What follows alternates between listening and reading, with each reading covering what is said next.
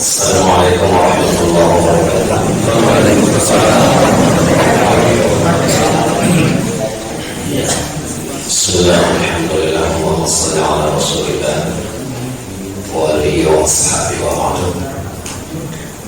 Bapak dan Ibu, alhamdulillah kita panjatkan syukur kepada Allah Subhanahu wa taala.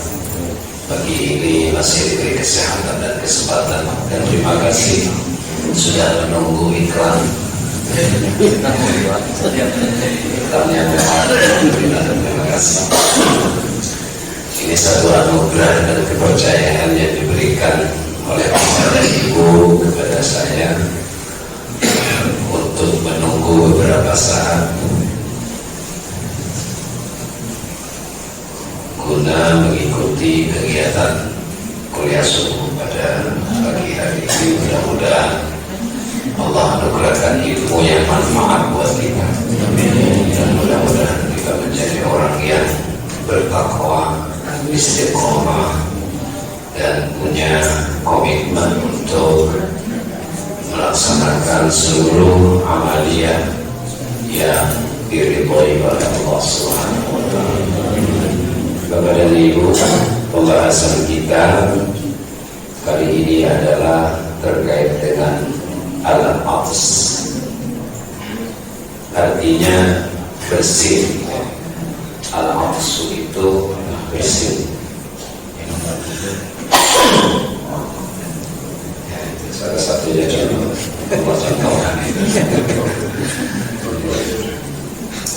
yang kami sampaikan, wa idza qafasa fahamidallah fasyamilhu. Jadi ada hari pertama, kedua, ketiga kita membahas tentang salam. Yang hari kedua atau berikutnya tema kedua itu tentang pemenuhan undangan, dan yang ketiga nasihat. Yang hari ini kita akan membahas tentang al-aqs. Al-aqs ain ta sin, bersih. Ternyata bersih menjadi satu bagian yang diperhatikan oleh Rasulullah. Luar biasa, ada kesehatan. Kalau Bapak dan Ibu membacanya menggunakan sya titik 3, al-aqsh, al-aqsh pakai sya, itu artinya haus. Tapi kalau membacanya menggunakan sin tanpa titik 3, al-aqsh, al-aqsh itu artinya bersih. Jauh mana? Ya, al-aqshan itu artinya dahaga, haus. Tapi kalau kita baca al-aqsh itu artinya bersih. Nabi sampaikan kepada kita salah satu hak dan kewajiban kita, kalau ada orang yang bersih lalu mengucapkan alhamdulillah, maka wajib kita menjawabnya dengan yarhamukallah. Fasyamit, maka wajib menjawabnya yarhamukallah. Tapi kalau dia tidak mengucapkan alhamdulillah, tidak wajib. Ya. Dan Allah menyukai orang yang ketika diberi anugerah bersih, Allah suka. Nabi sampaikan, inna allaha yuhibbul aqtas wa yukrihu at-tazabub. Allah suka sama orang yang bersih, tapi Allah juga tidak suka pada orang yang memuai.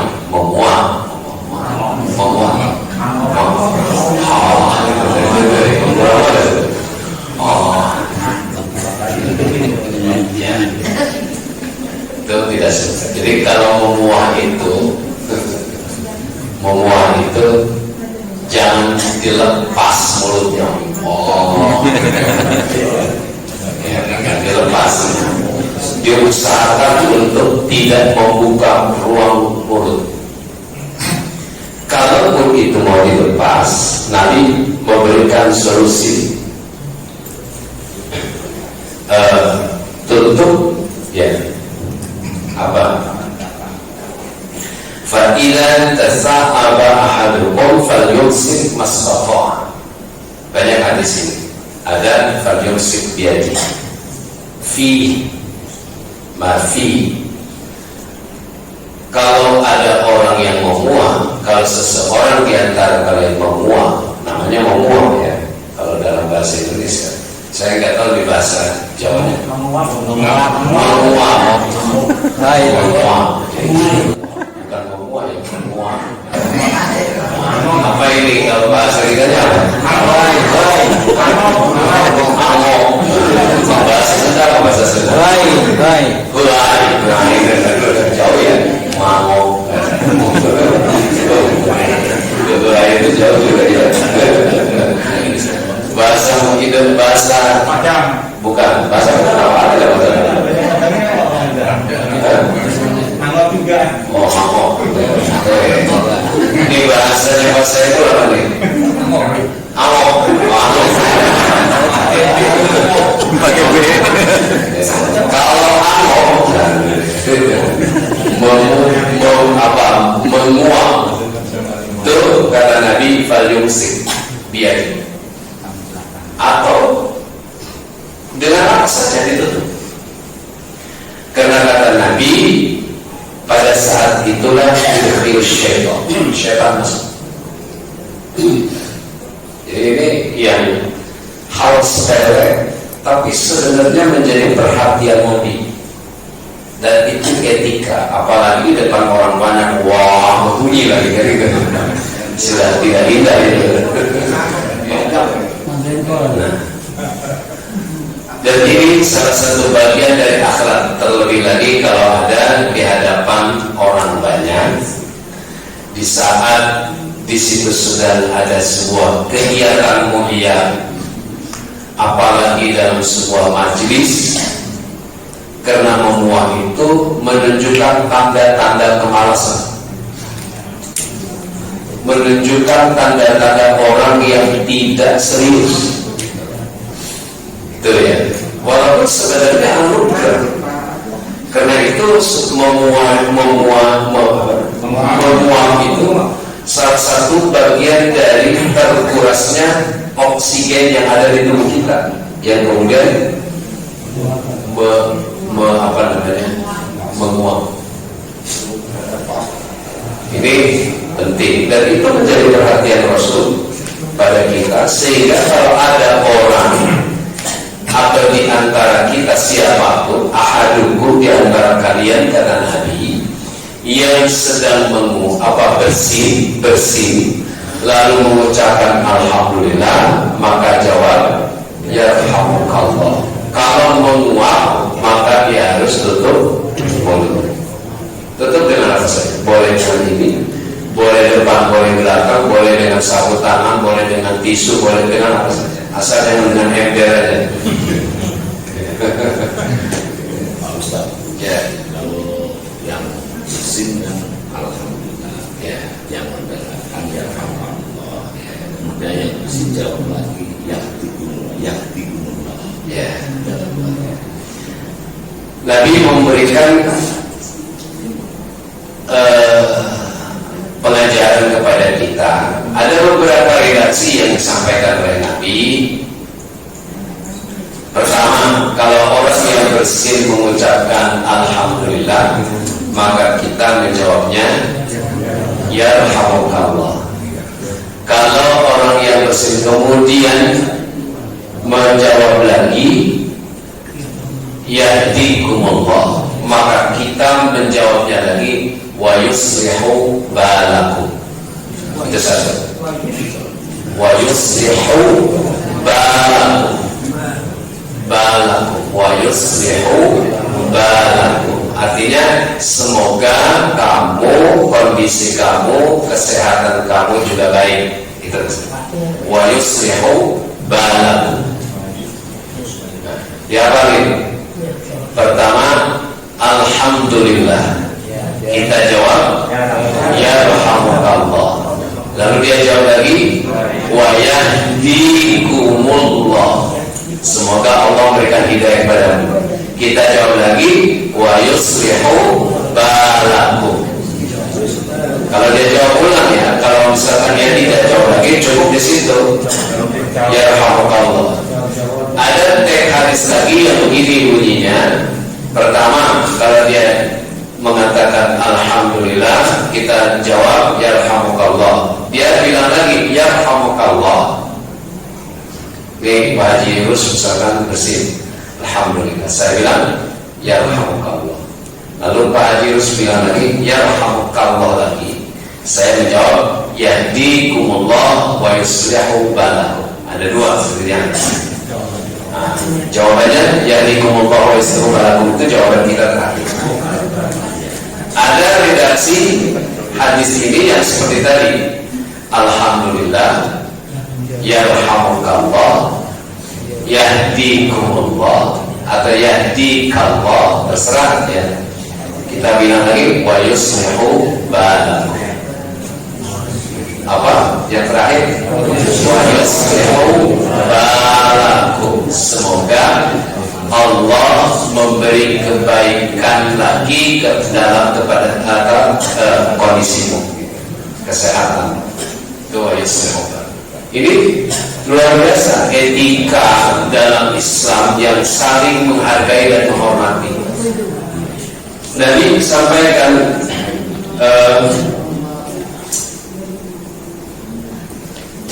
dalam sebuah hadis dari Salamah mengatakan yushmitul al-atis yushmitul atis salah. Bersin itu 3 kali. Kita kalau bersin berapa kali? Berapa kali? 3 kali. Itu kesehatannya. Sampai Nabi mengatakan famazada fahuwa mazkur. Kalau lebih dari 3 kali dia flu. Jadi Nabi sudah ukur tuh. Nabi bukan orang kesehatan, tapi mengerti kesehatan karena bicara soal wahyu. Jadi hebat gitu. Ya, Rasul itu bukan seorang dokter. Tidak punya spesialisasi tentang kesehatan, tapi karena beliau berdasarkan wahyu, maka apa yang disampaikannya menjadi satu bahan untuk dilakukan penelitian. Ternyata benar. Jadi kalau orang idealnya bersih itu kesehatannya 3 kali. Dalam sehari atau? Enggak, kalau dia bersih, hacin gitu kan, 3 ada. Kalau lebih dari itu, kata Nabi mazku, itu dalam hadis al-mazku. Hadis lain zukam, artinya flu, film, demam, situ lah. Saturasi rangkaian. Coba kita bisa perhatikan kalau lebih flu terus lebih dari 3 kali, ternyata bersih lebih dari 3 kali, ternyata kita demam. Tanda-tanda demam, ya, film begitu. Dan Nabi menganjurkan kalau sakit ya berobat. Kalau ada orang sakit yang kemudian tidak berobat, dosa dia. Dan tanda kutip, sakit yang kira-kira membutuhkan perawatan lalu dia tidak melaksanakan perobatan, maka dosa, termasuk bunuh diri. Tapi kalau sakit kira-kira yang bisa dianggap terselesaikan tanpa berobat, gitu ya, dia tidak berdosa. Ada beberapa tanda, artinya usaha untuk berobat itu banyak. Ada yang hanya sekedar makan obat tanpa ke dokter, kan tidak selalu ke dokter. Jadi berobat itu menjadi wajib hukumnya. Kalau dia sakit kemudian tidak berobat, maka berdosa. Jadi jangan dianggap terbebas dari persoalan hukum di mata Allah, persoalan sakit tanpa berobat. Udahlah, nyerah, sabar aja, nggak berobat ya. Itu keliru. Tetap usaha harus ada, atau harus ada upaya untuk berobat agar tetap sehat. Ya, terserah. Nanti bisa sekedar minum tablet, obat flu, film, atau bodrek misalnya, iklan jadinya. Terserah. Yang penting ada upaya berobat. Kalau dia biarkan sakit, udahlah, terserah Allah, kembali pada itu yang keliru. Kenapa? Nah, Al-Quran menyampaikan wala tulqu bi aidikum ila tahluka. Jangan kamu campakkan dirimu pada kemusnahan, kehancuran. Artinya kalau dia sakit harus berobat. Kalau dia mengabaikan pengobatan, maka bisa. Terserah apakah mau ke dokter atau makan obat tanpa ke dokter, tergantung daripada kondisi tertentu. Ada upaya yang jelas untuk berobat.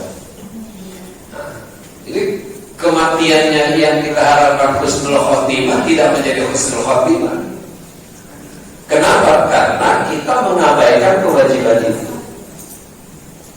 Mengapa misalkan dalam kewajiban puasa, lalu ketika sakit dibolehkan buka?